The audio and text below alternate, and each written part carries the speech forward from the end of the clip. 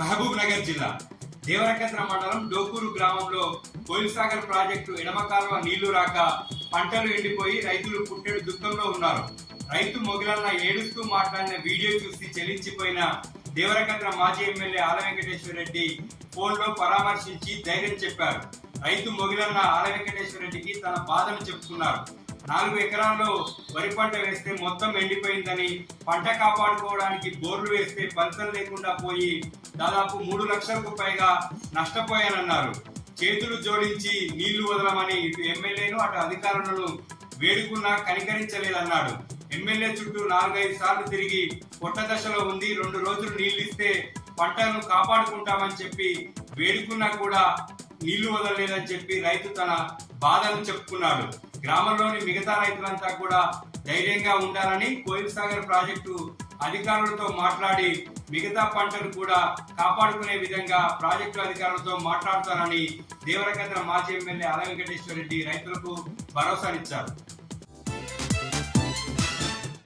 మహబూబ్ నగర్ జిల్లా పాలమూరు యూనివర్సిటీలో BRS MLC Kalvakuntla Kavitha జన్మదిన వేడుకలు ఘనంగా జరిగాయి. బీఆర్ఎస్పీ కన్వీనర్ గడ్డం భరత్ బాబు ఆధ్వర్యంలో యూనివర్సిటీ ప్రాంగణంలో మొక్కలు నాటి అనంతరం పీజీ సెంటర్ ముందు కేక్ కట్ చేశారు.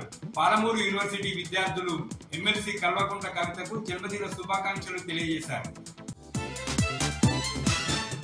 వనపర్తి జిల్లా బ్రహ్మోత్సవాల్లో భాగంగా శ్రీరంగాపురం రంగనాయక స్వామి రథోత్సవం అంగరంగ వైభవంగా నిర్వహించారు. ఆలయ ధర్మకర్త శ్రీకృష్ణదేవరాయ ప్రత్యేక పూజలు నిర్వహించి రథోత్సవాన్ని ప్రారంభించారు. రథోత్సవం తిలకించేందుకు చుట్టుపక్కల ప్రాంతాల నుంచి, ఇతర జిల్లాల నుంచి పెద్ద ఎత్తున భక్తులు తరలి వచ్చారు. భక్తులు స్వామివారిని దర్శించుకొని ప్రత్యేక పూజలు నిర్వహించారు. జోగులాంబ గద్వాల జిల్లా ఐజ మున్సిపాలిటీలో జాగృతి అధ్యక్షురాలు బీఆర్ఎస్ ఎమ్మెల్సీ కల్వకుంట్ల కవిత జన్మదిన వేడుకలు ఘనంగా జరిగాయి. ప్రభుత్వ హాస్పిటల్లో గర్భిణీలకు, రోగులకు పండ్లు, బ్రెడ్లు పంపిణీ చేశారు. జన్మదిన వేడుకల్లో బీఆర్ఎస్ జిల్లా కోఆర్డినేటర్ పల్లయ్య, విద్యార్థి విభాగం నాయకులు పాల్గొన్నారు.